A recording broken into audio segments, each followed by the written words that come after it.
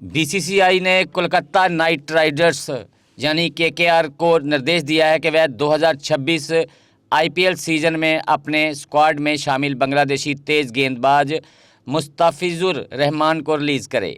Board ने ये कदम भारत और बांग्लादेश के बीच हालिया राजनीतिक और सुरक्षा हालात का हवाला देते हुए उठाया।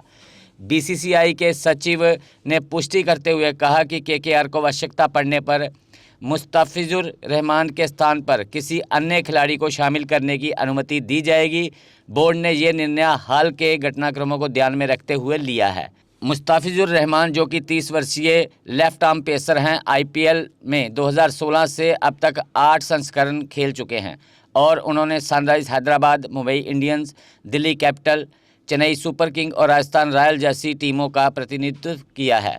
हाल ही में हुई नीलामी में केकेआर ने रहमान को उनकी बेस प्राइस 2 करोड़ के मुकाबले 9.20 करोड़ रुपये में खरीदा था। ये उनका केकेआर के साथ पहला सीजन होना था।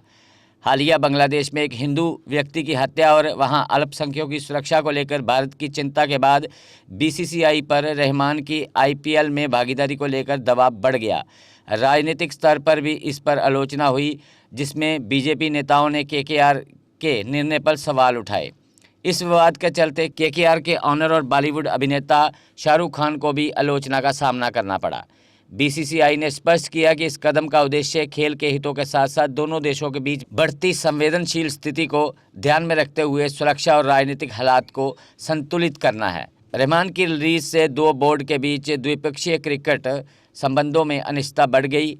पिछले साल भारत बांग्लादेश के बीच व्हाइट बॉल सीरीज स्थगित की गई, जबकि बांग्लादेश क्रिकेट बोर्ड ने बीते शुक्रवार को कहा कि ये सीरीज सितंबर में खेली जाएगी। बीसीसीआई ने अभी तक कोई स्पष्ट नहीं किया है और ना ही इस पर कोई पुष्टि की है। विशेषज्ञों का कहना है कि बांग्लादेश में प्रधानमंत्री शेख हसीना के हटाए जाने और भारत में शरण लेने के बाद क्षेत्रीय राजनीतिक परिस्थितियों में बदलाव ने इस मामले को और जटिल बना दिया। साथ ही ढाका सरकार की पाकिस्तान के साथ बढ़ती नज़दीकी ने भी द्विपक्षीय क्रिकेट पर असर डाला है। इस निर्णय के बाद केकेआर अब विकल्प के रूप में किसी अन्य खिलाड़ी को शामिल कर सकती है। बीसीसीआई ने सभी फ्रेंचाइजी को स्पष्ट निर्देश दिया है कि सुरक्षा, राजनीतिक परिस्थितियों और खेल हितों को ध्यान में रखते हुए टीम चयन में विवेकपूर्ण निर्णय लिया जाए।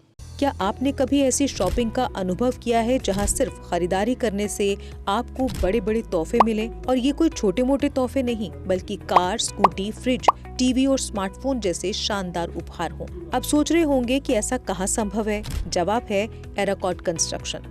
एराकॉर्ड सिर्फ एक हार्डवेयर स्टोर नहीं, बल्कि आपका वन स्टॉप हार्डवेयर और होम डेस्टिनेशन है। यहाँ आपको हर साइज और डिजाइन की tiles, sanitary fittings, hardware, kitchen उपकरण और पेंट्स की विशाल रेंज मिलेगी।